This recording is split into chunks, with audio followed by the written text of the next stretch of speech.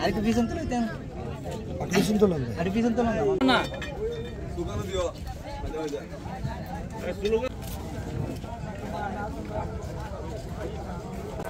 ওরে নাম করে দাদা লাগা লাগা ভাই হাতে হাতে ধরো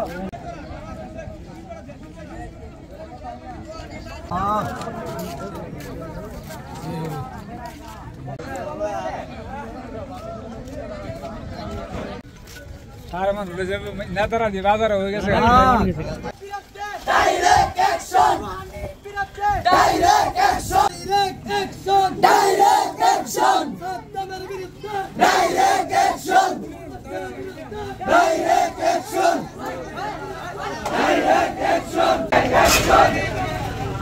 ডাইরেক্ট অ্যাকশন কনমাস্টার বিরুদ্ধে ডাইরেক্ট অ্যাকশন পুরো অ্যাকশন ডাইরেক্ট অ্যাকশন বিরুদ্ধে direct action direct action action ভাই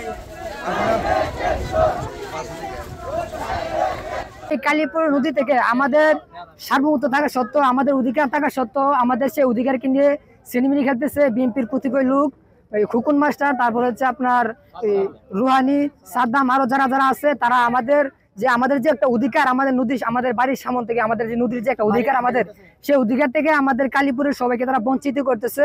এমনকি তাদের উপরস্থ যে নেতারা আছে আমি জানি না তারা জানে কিনা, যদি তারা জেনে থাকেন তাহলে ফজলুর রহমান সাহেবের কাছে আমার জোর আবদার তিনি যেন এই সমস্ত এই দুর্নীতিবাজ টেন্ডারবাজ এদেরকে যেন প্রতিহত করে, এদের কারণে বিএনপির ক্ষতি হচ্ছে।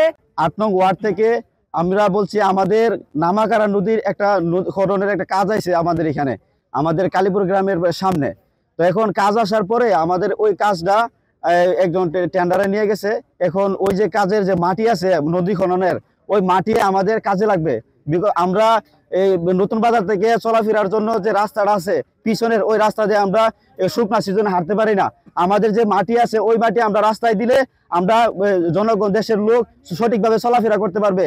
ওই কারণে দেশবাসী মিলে ওই মাটির কাছে গিয়া ডেজার্টদেরকে বলা হয়েছিল যে মাটি দেওয়ার জন্য, ওরা ডাইরেক্ট না করে দিছে। আমাদের কালীপুরের যে নদীর পাড়ে গ্রামটা এই গ্রামটা নদী ভেঙে নিতেছে গা।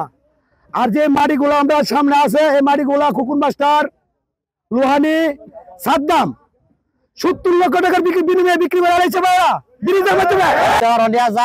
নদীর পারে আমাদের বাড়ি, যদি মাটি নেওয়া যায় কিন্তু আমাদের নদী সহতে নেওয়া যাবে, বাড়ি সহতে নেওয়া যাবে।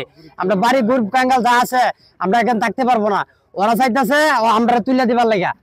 এই কালীপুর বাসীতে টাকা পয়সা নিয়ে ডেজার বইছে। এখন কালীপুর বাসী হারা আপনি কি সমস্যা নিয়ে বাদ দিয়ে অনেক আরেক জায়গা টাকা পয়সা না দিলে ডেজার এরা মাটি কাটতো না। সরকারি ডেজার টাকা বিনামূল্যে আমি মনে করি যে এরা মাটি ভরাট করতো। এখন আপনার জনগণ আজকে প্রতিবাদ করছে।